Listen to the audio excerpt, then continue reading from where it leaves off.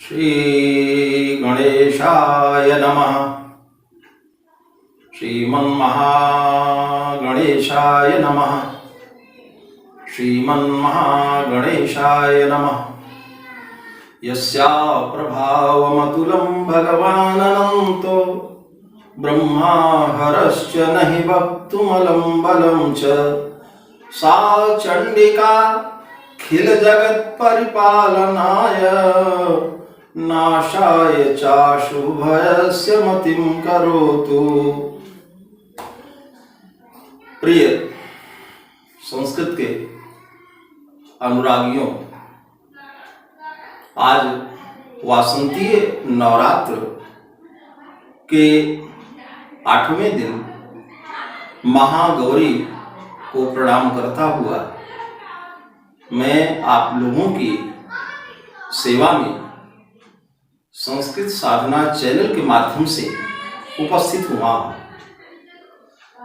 आज हमारे बोलने का विषय लोक धर्म है। अनेक कवि हुए हैं, अनेक कवियों ने अपने अपने काव्यों में लोक धर्म का निर्वाह किया है,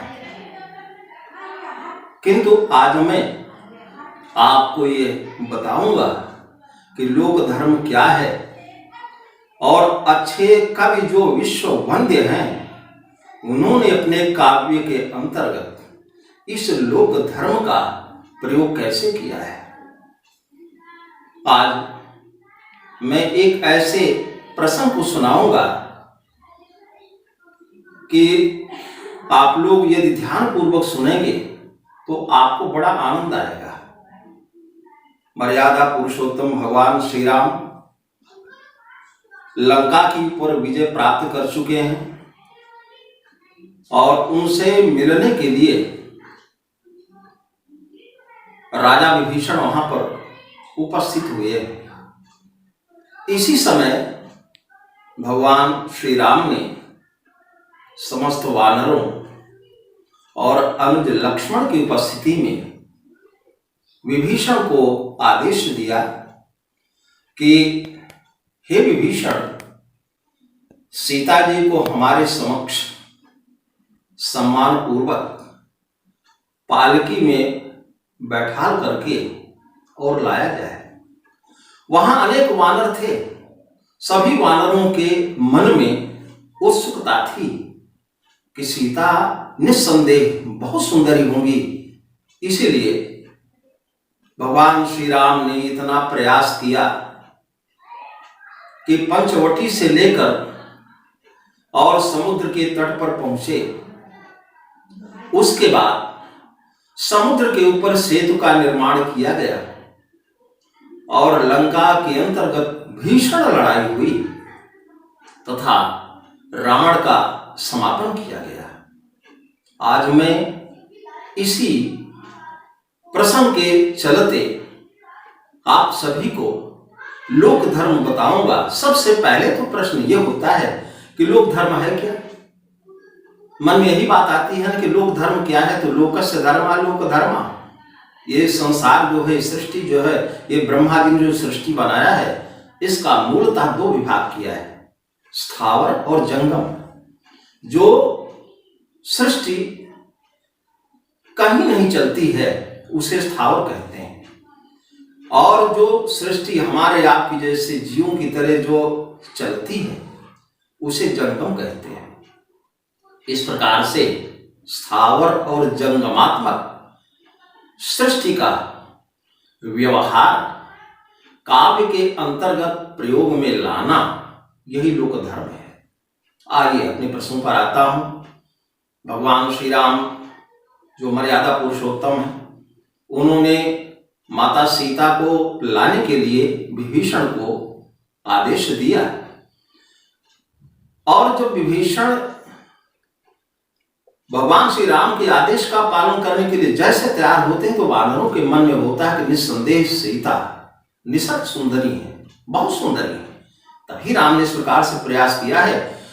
तो सभी के मन में यह था कि यदि सीता को पालकी में बैठा करके, ध्यान दीजिएगा, पालकी शब्द हिंदी का है और संस्कृत में इसको शिविका कहते हैं।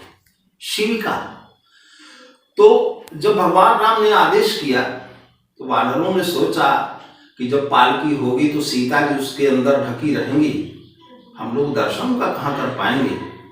इसलिए सबके मन में यह था कि यदि सीता बिना किसी पर्दे के और हम लोगों के समक्ष आती हैं तो हम लोगों को बड़ा आनंद होगा। यही लोक धर्म है कि नारी के सौंदर्य का दर्शन करना और प्रकट रूप में अपनी बात ना कर करके और धीरे धीरे, जिसको कहते हैं कानाफूसी करना, और भगवान श्री राम का अपने इधर उधर पार्श्व में विराजमान सभी लोगों के भावों को जान लेना, यह सब लोक धर्म जो है आपको इसमें मैं दिखाता हूं। वो श्लोक है, अहो स्वरूपम वदनारविंदम सुनासिका बिंबफलाधरोष्ठम प्रफुल्ल पद्मायत लोचनायाः पुच्छम विना तुच्छमिदम ही सर्वम। अर्थात ध्यान देगा, आपको अर्थ लगेगा। सभी वानर कह रहे हैं अहो सुरूपम, बड़े आश्चर्य की बात है, मां सीता का रूप बहुत सुंदर है, बहुत अच्छी है, निसर्ग सुंदरी है। अहो सुरूपम वदनारविंदम, और इनका जो वदनारविंद है, जो इनका मुख है, वो कमल के समान सुशोभनीय है। अहो स्वरूपम वदनारविंदम सुनासिका, और माता सीता की नासिका भी बहुत अच्छी है। बिंब फलाधरोष्ठम, और इनका जो अधरोष्ठ है वो बिंब फल के समान बहुत ही लाल है। सुधी जन ध्यान दीजिएगा, यहां बिंब फल का कवियों ने अन्य जगह भी जो प्रयोग किया है, तो यदि आप जानते होंगे तो एक फल होता है जिसको बिंब फल कहते हैं, उसे शुद्ध भाषा में या जिसे कहने ग्राम्य भाषा में उसे उस भाषा के अंतर्गत कौवा का मामा कहते हैं। और वो कौवा का मामा जब ढंग से पक जाता है तो जिस प्रकार से उसमें कांति प्रकट होती है, आज माता भगवती सीता के अधरोष्ठ का वर्णन ठीक वैसे है। फिर सुनिएगा, अहो स्वरूपम वदनारविंदम सुनासिका बिंबफलाधरोष्ठम प्रफुल्ल पद्मायत लोचनायाः, जैसे खिला हुआ कमल हो वैसे खिले हुए कमल के समान जिनके नेत्र हैं, ऐसे सीता का रूप सौंदर्य गजब है। और इनका वदनारविंद भी अतुलनीय है, और इनका जो अधरोष्ठ है वो अनिर्वर्णनीय है। इतना सब जब वानर गण कहने लगे तो आपको मालूम होना चाहिए कि जहां पर जिस प्राणी में, जिस व्यक्ति में जो कमी रहती है या जो प्रिय होता है, उसी के संदर्भ में सोचता है। आप जानते होंगे कि वानर को सर्वाधिक रूप में प्रिय क्या है। आपको थोड़ा सा आगे ले चलते हैं। महर्षि वाल्मीकि ने उस समय का प्रसंग दिखाया है जिस समय के हनुमान जी रावण की सभा में आते हैं और पकड़ में जब आ जाते हैं तो दंड के रूप में वहां पर रावण ने यही कहा, आपको लग जाएगा कि वानरों का प्रिय क्या होता है। वहां पर रावण ने लिखा है, रावण ने कहा है, अपनी बात को किया है, महर्षि वाल्मीकि ने लिखा हुआ है। ये लिखा है, कपीनाम किल्लांगूलम इष्टम भवति भूषणम तदस्य दीप्यताम मेनाम तेन दग्धेन गच्छतु, कि वानरों का सबसे प्रिय अगर कुछ होता है तो उनका लांगूल ही होता है। लांगूल माने पूंछ, और इस वानर की वही पूंछ जला दो और जब ये जल जाएगी इसकी पूंछ, तो उस जली हुई पूंछ कर जब ले करके जाएगा तो अपने स्वामी को जरूर लाएगा। आइए प्रसंग पर आते हैं। तो जब वानरों ने इतना कह दिया कि खिले हुए कमल के समान सुंदर मुख को धारण करने वाली सीता का रूप सौंदर्य गजब है, उनके अधरोष्ठ बिंबाफल के समान है और उनका वदनारविंद भी बहुत अच्छा है, लेकिन उसी में से कुछ लोगों ने धीरे दबी हुई शब्दावली में कहना शुरू कर दिया, सब कुछ बहुत बढ़िया है, सब कुछ बहुत अच्छा है, प्रशंसनीय है, लेकिन सीता के सौंदर्य में एक कमी है। आप ध्यान देगा, वो सौंदर्य में कमी क्या है? तो मैंने बताया ना कि वानरों को प्रिय क्या है, वानरों को सबसे प्रिय अगर कुछ होता है उनकी पूंछ होती है।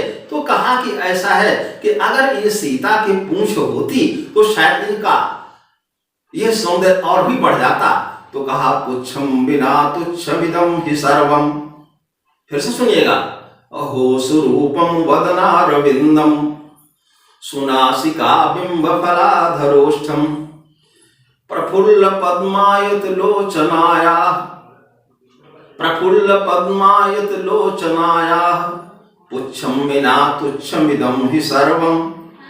इसमें आपको लग गया होगा कि एक राजा किस प्रकार से अपने समक्ष या अपने बगल में रहने वाले लोगों के भाव को जान लिया करता है, और वानरों का प्रिय क्या होता है, और किसी के सौंदर्य को, विशेष करके नारी के सौंदर्य को देखने की लालसा मनुष्य की दुर्बलता है। इसी के साथ में कितना भी सौंदर्य कहीं पर हो, लेकिन व्यक्ति अपने हिसाब से उसको देखता है। जैसे कि वानरों ने कहा कि यदि इन सीता की पूंछ होती तो संभवतः इनका सौंदर्य और भी अच्छा होता। ये सब क्या है? ये सब कुल मिलाकर के कवि के द्वारा प्रस्तुत किया गया लोक धर्म है। उसी लोक धर्म का प्रयोग करते हुए यद्यपि अन्य कवियों ने भी अपने अपने काव्यों में इसका उल्लेख किया हुआ है। आप लोगों ने काव्य प्रकाश पढ़ा होगा तो उसमें आपने देखा होगा कि आचार्य मोहम्मद ने लिखा हुआ है कि काव्य का निर्माण कैसे होता है। तो उसके लिखा कि शक्ति निपुणता लोक शास्त्र काव्यादेवेक्षणा। तो उसमें लोक शब्द को परिभाषित करते हुए आचार्य मोहम्मद ने लिखा हुआ है। उसके पहले थोड़ा चर्चा करते थे। शक्ति के बारे में लिखा है, शक्ति कवि तुबीज रूपा संस्कार विशेषा याम बिना काव्यम न प्रसरे प्रसृतम वा उपहसनीयम स्यात्।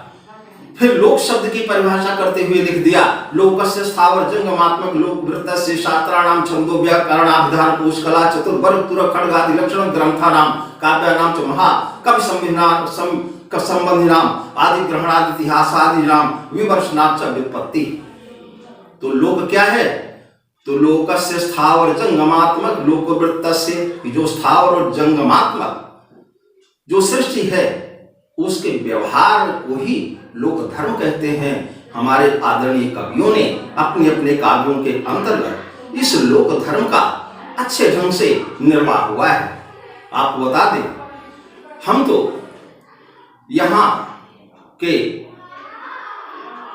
जिसको राजर्षि कहते हैं माननीय रणंजय सिंह के समय के नियुक्त हैं, और महाराज रणंजय सिंह महोदय आर्य समाज में अमेठी में आते थे।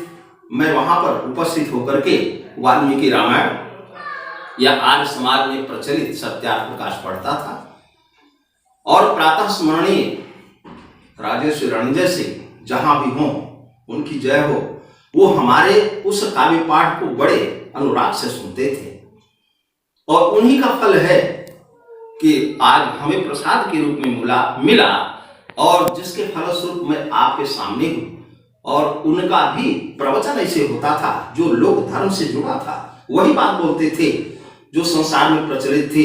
एक सामान्य आदमी से लेकर के और एक विशेष आदमी किस प्रकार से अपने व्यवहार को प्रकट करता है, राजर्षि रणंजय सिंह का वही व्यवहार था, वही भाषण का प्रयोग था, वही भाषण की शैली थी। और आज भी मैं वही उनके वाक्य का स्मरण करता हूं। हमेशा मिलते थे तो हमसे कहते थे, trust on God and do the right. ईश्वर पर विश्वास रखिए और सही काम कीजिए। मार्ग में बहुत सारी बाधाएं आती हैं, बाधाएं तो सबके सामने आती हैं, लेकिन हम विचलित नहीं होते। और जो थोड़ा भी विचलित होते हैं तो प्रातः स्मरणीय राजर्षि रणंजय सिंह के उस वाक्य को याद करते हैं कि trust on God and do the right. हम उनको प्रणाम करते हुए आज अपनी वाणी को यहीं पर विराम करते हैं। ओम शांति शांति शांति।